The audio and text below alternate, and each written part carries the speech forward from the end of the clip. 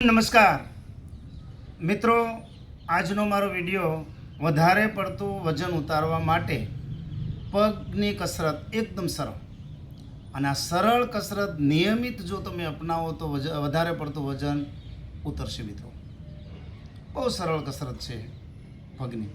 કેવી રીતે કરવી હું તમને શીખવાડું છું. અને વજન ઉતારવા માટે તમારે કોઈ પણ એક કસરત નિયમિત કરવી, અથવા કોઈ પણ એક પ્રાણાયામ અપનાવી લો. કપાલભાતિ પ્રાણાયામ નિયમિત કરો એટલે વજન ઉતરે. પછી દરરોજ નિયમિત વોકિંગ કરો તો એનાથી પણ વજન ઉતરે. પણ નિયમિતતા જરૂરી.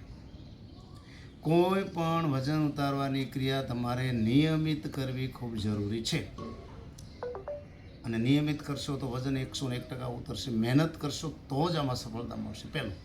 બીજું કે વજન ઉતારવા માટે પહેલાં તમારે મનથી સ્ટ્રોંગ અને મજબૂત બની જવાનું, અને મનથી સંકલ્પ કરવાનો, મારે મારું વજન ઉતારવું છે. કારણ કે મનને વજન ઉતારવાની ક્રિયામાં જોડશો તો ઝડપથી વજન ઉતરશે. મિત્રો, બાકી મનથી એમ નક્કી કરશો કે મારું વજન નહીં ઉતરે આમ તેમ, તો એ નેગેટિવ જે તમારા વિચારો છે એને ફેંકી દેવાના.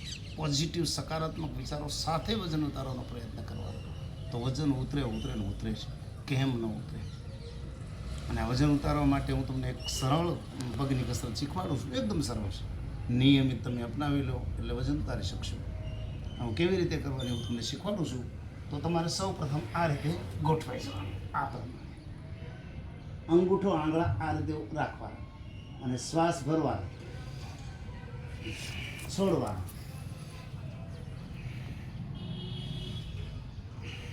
આવી રીતે એક પગે તમારે શરૂઆત 5થી કરવાની. 5 વખત આ ક્રિયા કરવાની. પહેલાં એક પગે, પછી બીજા પગે શ્વાસ ભરવાનો અને છોડવાનો. આવી રીતે 5 વખત. પછી બંને પગ ભેળા રાખવાના. ભેળા રાખી આ પ્રમાણે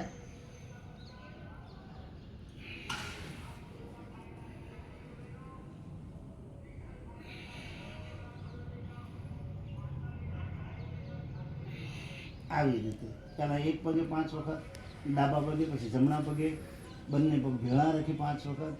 આ રીતે તમારે શરૂઆતમાં 15 જ વખત આ કસરત કરવાની.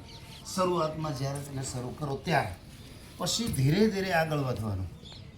5ને બદલે આગળ 10 વખત કરો, પછી ધીરે ધીરે 15 વખત, એમ નિયમિત 50 વખત, એટલે 150 વખત આ કસરત નિયમિત કરવી પડે. શરૂઆતમાં ધીરે ધીરે એની શરૂઆત કરો, અને જેમ તમે આગળ વધશો એમ ઝડપથી પણ કરી શકશો. અને જ્યારે 50 વખત 150 વખત નિયમિત આ કસરત કરશો એટલે વજન 101% ઉતરશે. મિત્રો, આ વિડીયો જોયા પછી કસરત શરૂ કર્યા પહેલાં વજન પણ કરાવી લેજો, એટલે અઠવાડિયા 10 દિવસમાં તમને ખબર પડશે કેટલું વજન ઉતર્યું. વજન એ ઉતરી જશે, શરીર એકદમ હળવું ફૂલ જેવું થઈ જશે. મિત્રો, એકદમ સરળ કસરત છે, બિલકુલ અઘરી નથી. પણ સાવધાની રાખવાની. 5થી જ શરૂઆત કરજો.